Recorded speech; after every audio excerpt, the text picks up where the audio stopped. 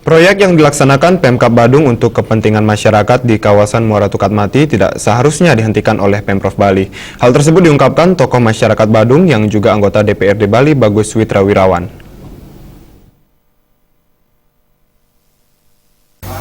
Bagus Witrawirawan, tokoh Badung yang juga anggota DPRD Provinsi Bali menilai proyek penanggulangan banjir di Muara Tukatmati tidak mesti dihentikan Pemprov Bali. Seharusnya Pemprov Bali memahami proyek ini dilaksanakan demi kepentingan masyarakat Badung khususnya dan Bali umumnya untuk mengatasi banjir yang sering terjadi di daerah Kuta.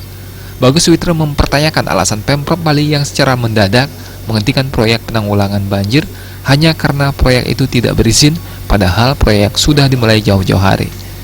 Proyek itu sudah berjalan lama, kenapa izinnya baru dibicarakan? Bukankah proyek itu izin dulu baru jalan, kan begitu? Ini kenapa jalan dulu baru izin?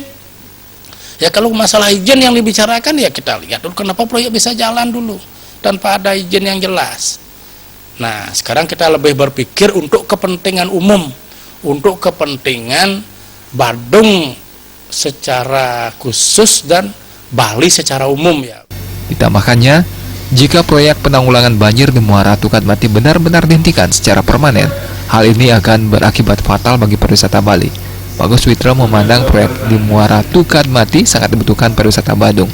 Dengan dihentikannya proyek tersebut, daerah Kuta terancam dilanda banjir kembali seperti tahun-tahun sebelumnya. Dengan adanya proyek ini, pengerukan dan lain sebagainya tujuannya untuk supaya air itu lancar sampai ke muara, sampai ke laut. Ya itulah paling tidak di musim hujan nanti yang tadinya banyak banjir mengurangi banjir. Ya coba sekali lagi yang bilang semua mesti dikaji dengan baik lah. Yang penting untuk kepentingan masyarakat umum, untuk kepentingan ya pariwisata lah di Bali ya cobalah kita kaji. Jangan dihentikan dengan alasan tidak masuk akal lah. Angga Ratana, Bali TV.